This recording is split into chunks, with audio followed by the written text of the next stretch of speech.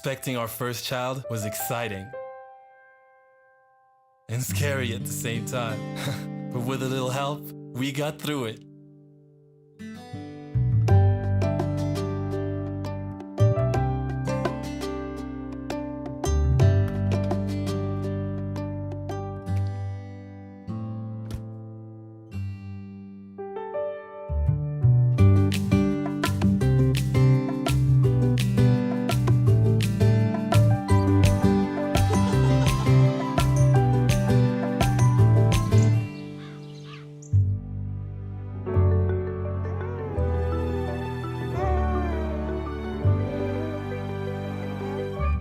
Welcome back, everybody. We're at Park Inn by Radisson, and what you've just watched is my next guest doing his thing, doing what he does best, and that is acting. Welcome to the show, Blessing Lughaho. Oh, thank you. Nice to be here. How are you doing today? I am amazing. This is a really nice place you guys have. Right, it's a cool Set space. yeah, We're outside. We're enjoying some. Well, it's a little bit chilly. The sun is at the corner, but you know, it sets the mood for us to get into the conversation about pursuing your passion. And I think your story is particularly interesting because how you found yourself, you know, acting and doing commercials and billboards, isn't the kind of trajectory that one would expect. Can you tell us about that day when you're on your way to work? But I'm an accounting. I'm trained in accounting. Okay. I went to school for 6 years for just that. Imagine. Wow. So okay. I was working at a holdings company. I'm walking to work. Yeah. Then I bumped into a casting agent called Nguta. And till today, I still don't believe it, you know, because it's just like, hey, dude, can I talk to you? Yeah. Yeah. Like, a casting agent. You were just walking to work I and didn't someone know. stops you. I just saw a weird dude walking to me. Yeah. I thought I was getting mugged. It's like, hey, dude, can I talk to you? So I'm casting for a billboard. Yeah. I'm like, hey, just stop. Yeah. Stop now. You know? I can't be mugged. Yeah. You know? It's 8 a.m. I'm late for work. Let me just go. Don't con me. You were thinking con man. Yeah. It's like, no, this is my name. This is the agency I work for. He works for Snap Communications. It's like, this is the agency I work for. Can I give you my card? I'm like, no, just let me go. Yeah. You know, get to the office, I'm like telling guys, hey, I met a con man in Tao. His name was Nguta. Yeah, me, I was smarter than him. Yeah. I was like, no, so my pal of mine works like, no, I know Nguta. He does ads. I've casted for him before. That is so So bizarre. I think like everything just aligned. Right. You know? Absolutely. Like the planets just aligned for me to meet him that day. Yeah. Then to talk to people who had worked with him before. Yeah. Yeah. So what happened next after your friend tells you, wait, that guy is legit? Yeah, because my friend calls Nguta to tell Nguta, hey, there's a pal stopped in the morning who thought you're a conman. So Nguta asks him, which one? Because I stopped like 20 guys. No, literally, that's what he does. Yeah, I thought I was special. Yeah. I was like, nah, he's just crowdcast. He just looks at people in town like... He's like you. Yeah. Potential. But the way he says it now yeah. is like, I saw blessing and I saw potential. But nah, he was just stopping guys who could cast. Yeah, so But I'm sure he saw something, and in as much as it's like, it's easy to like laugh it off, I'm sure there's something that he must have seen that... I don't know. I don't really know. I mean, obviously, we're sitting here speaking to you after pursuing your passion. Yeah. From that, he must have seen something. And again, I think this is one of those moments that's just divine intervention. Yeah. But go on. So you... So I called him because Yeah. I was a little embarrassed. So I was like, hey, so a friend of mine tells me you cast. I was like, yeah, just show up at 4. Just dress the same way you're dressed in the morning. I'm like, I don't really have a choice, you know, like I don't, accountants don't walk around with extra clothes. Yeah. So showed up at 5 and... 5 p.m. that same day? Yeah, same day after work. I just went straight to the casting. And I got the job, you know. Wow. And what was that first job? Oh, I will never say. Oh, come on. Okay, was it acting? Was it modeling? Yes, it was a commercial. It was a commercial billboard. Okay. I sucked big time. Okay. Yeah. So at which point did you think, there might be something here for me? When they paid me. Oh. Yeah. So when I saw the check, I was like, you mean I can do this for an hour and get paid this much? Yeah. I wrote my boss a love letter the next month. You're kidding. True story. So, and did you have any other gigs lined up? You just saw the check, you saw the amount, and you thought...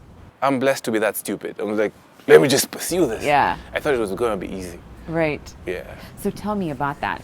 Because often when we are pursuing something that seems interesting, or it might be something that we're passionate about, or is driven by the financial end to it, it feels exciting in the moment. But I'm sure, like life, there's ups and I downs. regretted for 3 years straight. 3 years from the moment you quit your job? No, not after 2 months later. Okay. Because I thought this is easy. Yeah. I didn't know you have to learn how to actually act. Yeah. You have to actually work on the craft. No one tells you that. You were like Gute saw potential, so everyone, Yeah, this is potential. Yeah, because hey, I'm a walking check. Yeah. Pay me. Yeah. Nah, that's not how it works. So what was that like for you? It's like a reality check, It's possible, but it's not that easy. You're going to have to work for it. Then, Did you have to take classes? Yes, Because and how did you even transition?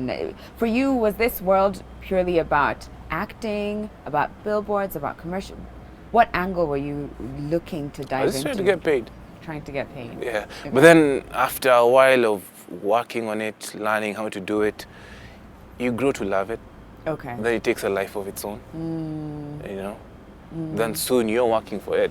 It's all working for you. Yeah. You're more interested in the craft than you are about the financial pay. Wow. So your story is completely unconventional. Yeah. In that you were first driven by money, and then you found your passion truly lies in that. No, just I'd act for food. Yeah. You know. The acting and the process. What did it take for you to hone this craft? After I got the first 4 auditions I auditioned for. You got them. Yes, I'd walk in and book it, but because it was print. Okay. And I looked some sort of way with a tie on. Yeah. But then when it came to acting, I couldn't book a gig for the life of me. Okay. So Nguta was like, dude, try get some acting classes, So after 6 months in the desert of not booking jobs, I decided, what the heck, let me try. And that took me, till now, I still feel like I'm a student of the craft. I don't think I've really honed it. But when I started doing lessons, I learned how to book acting roles, And that's how I went into acting movies and films. Right. Yeah. And you've not just done 1 or 2 or 3, you've done several, you've had several leading roles in, like, whether it's shows, movies, things like that. What can you take me through what it's like to see your dream sort of come to fruition, and what it took as well? It took everything, like zero social life, because when you're working for your passion, you don't have a day off. You can't tell guys, oh, I'll take next week off, we'll hang out. Yeah. There's no days off. Right. Every day is a work day. And I don't feel like I'm there yet, so I can't say like I look at it and I'm awed by it. Yeah. But it's a work in progress. What do you envision for blessing at the end of the day? Does the government even think that long? Because even I tend to, I'm trying to live in the moment, just work on the now.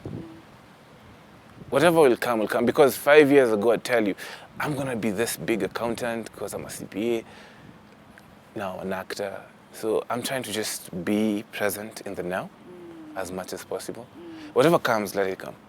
So do you think, for instance, if you are on your way to your next acting gig, and someone stops you and says, hey, have you ever thought of, I don't know what sports they could say, like football, or have you ever thought of getting into a completely different role? Would you be open to shifting? Yeah, I'm open to new experiences. I don't think I'd quit my job. I won't be that stupid twice. Yeah, okay.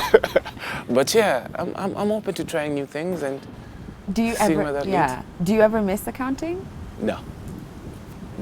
There's no part of you that feels, oh, maybe I could go back to the books. You work for passion, right? I absolutely do. So you do know the feeling, right? Yeah. There's nothing better than manifesting something in your mind and seeing it come to life. Right. Yeah. I feel like that's what creation must have felt like. I can't go back to paper pushing. Right.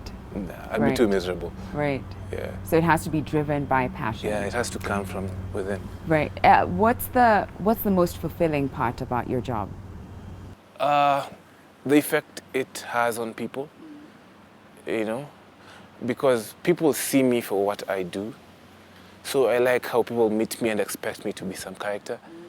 I'm like, oh, I did my job well. Yeah. If you think I'm that person, then Yeah. that's good. Right. Yeah, I enjoy the effect it gives people. On others. Yeah. Yeah. What did your family think? Because often that's a big part when you're trying to change gears, and then everyone's like, wait a second, wait, what's going on? I'm curious to know if they were supportive, if they were I've curious. had more interventions than most alcoholics you know. No. True story. They're like, okay, Blessing, we need to talk to you. Like, this is not a career, this is a hobby. Oh. I'm And like, yeah, I get it, but you know, it makes me happy. Yeah. And I'm planning to live forever, so So how did you handle that, especially when it's something that you're so curious to pursue and passionate about? it just fixed itself. After a while, they saw what I do and they're okay with it. Yeah.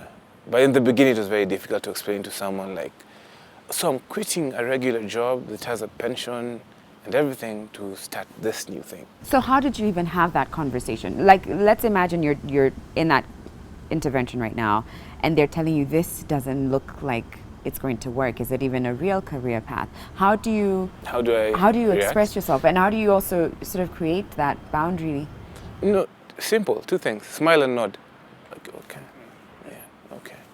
Then just go back and do your thing.